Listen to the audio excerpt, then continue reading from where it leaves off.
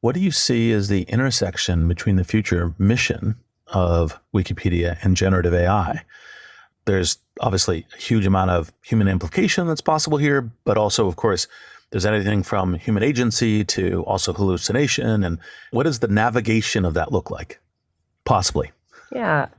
Yeah, who knows, right? But a couple different thoughts.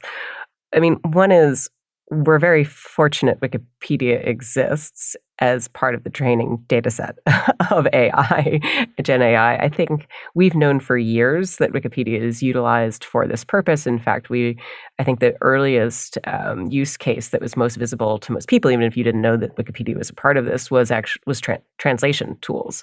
Wikipedia represents 300 different languages, is the largest natural language data set of many of those languages in a digitized format for general knowledge. And so we were used very widely as the training data set to develop a lot of these tools that are in wide use today and continue to improve. These days, Wikipedia is still one of the largest training data sets. The Washington Post had a pretty good breakdown of one of Google's models around this. And what I think is interesting about that, and it comes back to the sort of question of who's in the room, is this question of where bias exists. And one of the challenges that I'm immediately sort of attuned to is we know Wikipedia is horribly biased. I've said this in many of my prior interviews. It's not a shock. And that has to do with historical factors. It has to do with who participates. It has to do with what is actually citable information, what has been documented over time in the sense of what has been written down in books, what has been deemed to be noteworthy knowledge, tremendous gender, ethnic, geographic, colonialist bias in all of those questions.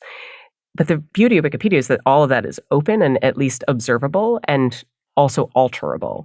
When we start looking at how that plays into these training data sets, first of all, there is often a lot of obscurity as to how much or what percentage or what weights are afforded to this information or to this data.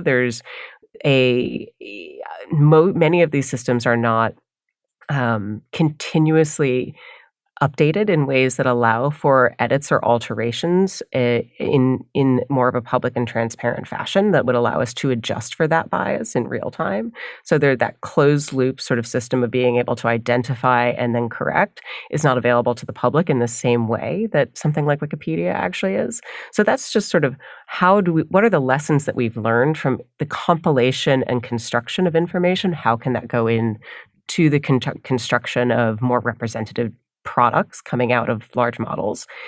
In terms of Wikipedia itself, I think there's a very interesting question about, well, will AI write Wikipedia? But that question's always kind of been around, and we've always used automated tools to write and monitor Wikipedia. The very first ones were built around identifying typos, then it was spam fighting, and then it was translation tools, and now it's automated construction of article structures. And so I am far less concerned about what does this mean for Wikipedia, because I think the primary value set of people who write it is not to do it more efficiently. It's to do it because they take joy in the act of information construction, to take joy in the act of negotiation of facts and representation of information.